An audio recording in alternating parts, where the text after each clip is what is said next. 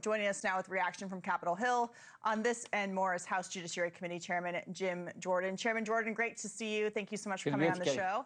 You bet. Well, the Senate voted down the war powers resolution basically along party lines. The House will vote on it tomorrow. What do you make of this attempt by Democrats? Are they arguing in good faith, or is this just political?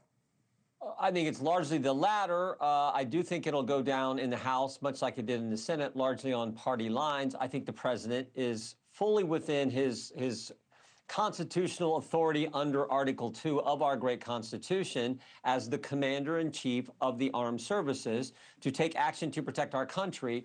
And then I do also think he's complying with the War Powers Resolution, which says notify Congress before you take that action.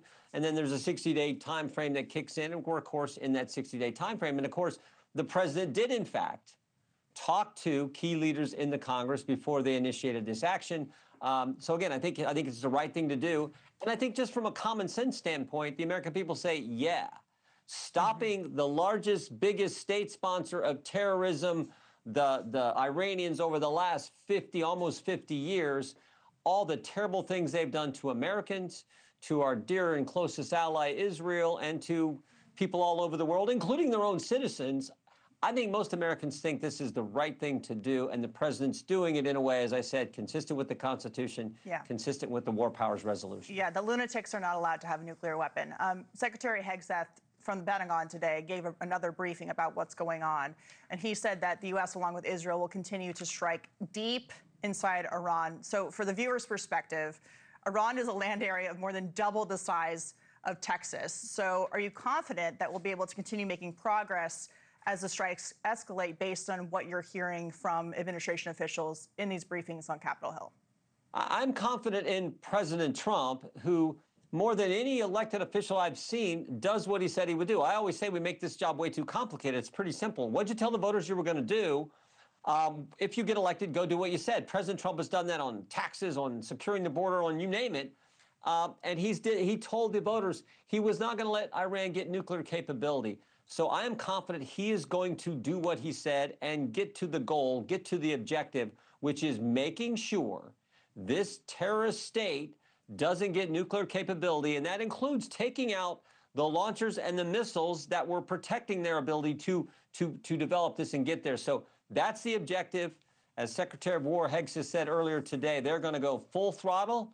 There is no way Iran outlasts the United States of America, and I'm confident in our commander-in-chief. Yeah, well, the president's been consistent on this for 47 years, as long as the regime has been in power, since they took our hostages in the 1970s. So there should be no surprise there. But changing gears, switching gears, today, of course, Minnesota Governor Tim Walz faced a lot of questions about fraud from the Oversight Committee in the House. For those of us who may have missed it, I want to play a clip of your back and forth with him and feeding our future the scandal that he's embroiled in at this point. Take a listen. Why didn't you tell the truth about why you restarted the payments? Well, Chairman, we did tell you, and feeding our future grew because of the pandemic. And I didn't ask that question. I said, why didn't you tell the truth about why you restarted the payments? The payments stopped because there were concerns, obviously, it wouldn't stop the payments.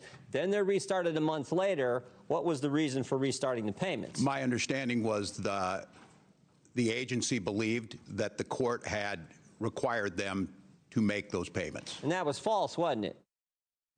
Sir, are we any closer to accountability for knowing the full scope of the fraud in Minnesota? Yeah, I think we are. I think it was because the elected officials there kind of looked the other way. And the reason they looked the other way is they were concerned about politics. This was a huge voting bloc. The Somali American population was a huge voting bloc for the Democrat Party. In fact, one of the quotes I later in questioning of Governor Walz, I said, I asked him about this individual who was a Somali American, a fraud investigator in the Attorney General's office, who said the reason they didn't go after this fraud was because of that voting bloc central to the Democrat Party. So it was all based on politics. And, of course, the people who got shortchanged were the people who were supposed to be getting the help.